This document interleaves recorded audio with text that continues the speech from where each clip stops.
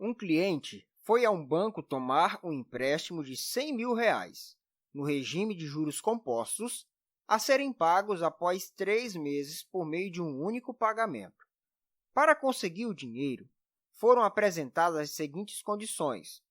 Primeira, a taxa de juros será de 5% ao mês, incidindo sobre o saldo devedor acumulado no mês anterior. O que significa? Significa que é juro composto, porque esses 5% vão vir tanto no dinheiro do empréstimo quanto no juro que foi gerado no mês anterior. Então, o que ele está dizendo, em outras palavras, que isso aqui é de juro composto.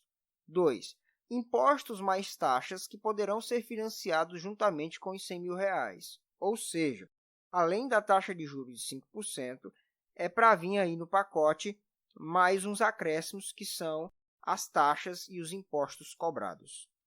Ao fazer a simulação, o gerente informou que o valor total de quitação após os 3 meses seria de R$ 117.500.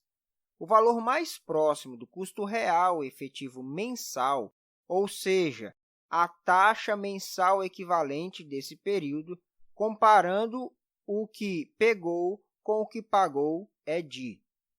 Afinal, o que ele quer da gente? Ele quer o seguinte: apesar de a taxa de juros ser de 5% ao mês, como vai ter acréscimos, e a gente chegou nesse valor aqui, significa que houve uma incidência de mais de 5%, porque teve algumas coisas a mais aí, que são os impostos e as taxas. Então, ele quer saber, de fato, de quanto foi a taxa de juro mensal, certo? Ele deu essas opções para a gente aqui e a gente vai resolver e depois eu vou explicar direitinho por que está escrito assim. Vamos, então, para a resolução. Então, vamos colocar aqui as informações. O dinheiro emprestado, ou seja, o capital, é 100 mil. A taxa de juros a gente não sabe, na verdade, né? Porque, embora tenha 5%, houve mais coisas no meio daquele empréstimo. O tempo é um período de 3 meses. E o dinheiro, ao final, ou seja, o montante, o total da dívida é de R$ 117.500. Como é juro composto, aqui está a fórmula do juro composto. Substituição dos valores, montante 117.500 igual o capital, que é 10 mil, vezes 1, mais a taxa, que é I, eu não sei quanto que é, e o tempo é um período de 3 meses. O que a gente fez aqui? Em primeiro lugar, eu peguei todo mundo do segundo membro e joguei para o primeiro, e joguei esse número aqui que está no primeiro para o segundo membro, para deixar a letra no primeiro membro, como habitualmente se faz em resolução de questões de matemática. O 100 mil está multiplicando, passa dividindo. Então, nós vamos dividir 117.500 por 100 mil. De cara, o que a gente faz? Corta 2 zeros em cima, corta 2 zeros embaixo. Então, fica 1.175 dividido por 1.000. Como é que a gente faz essa divisão? Simples. Cada zero desse aqui vai jogar a vírgula uma casa para a esquerda. Então, você escreve 1175, né? 1175. Como são 3 zeros embaixo, anda 3 casas para a esquerda. 1, 2, 3. Então, fica 1,75. E agora? Esse valor está elevado ao cubo. Então, ele passa como raiz cúbica. Fica só 1 mais i igual a raiz cúbica de 1,175. Habitualmente, a gente faz resolver isso aqui em questões de prova.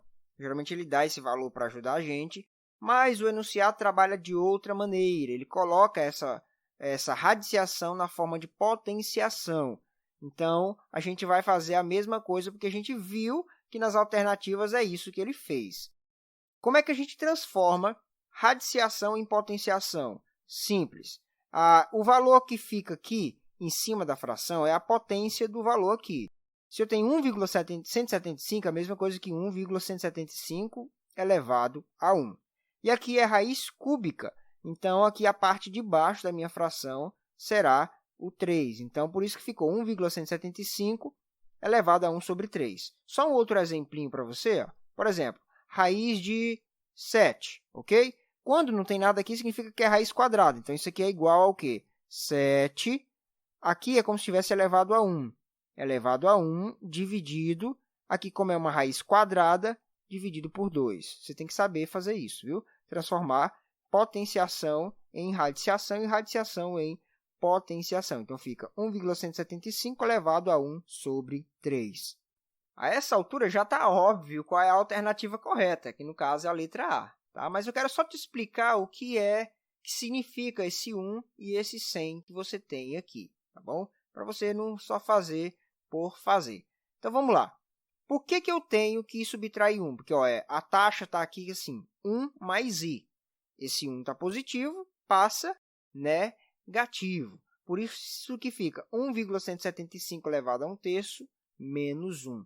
E esse 100, de onde é que ele veio? E a resposta é simples.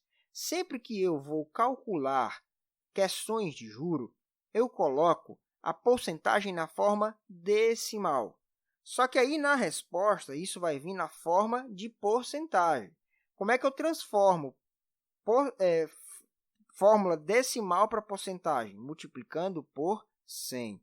Então, se eu tenho lá uma questão onde a taxa de juro é 3% ao mês, na hora de calcular na minha fórmula, eu tenho que dividir por 100, vai ficar 0,03. Agora, quando você faz uma questão e aí você chega no 0,03, você tem que multiplicar por 100, porque lá nas alternativas vai vir na forma percentual. Então, por isso, a multiplicação por 100, para transformar em forma percentual. Só que ele não quer que você faça detalhadamente. Já está aqui tudo que você precisa. Então, como a gente viu, a letra A é a correta. A gente encontrou isso aqui nos cálculos, aí só vai ter que multiplicar isso por 100 para poder colocar na forma percentual.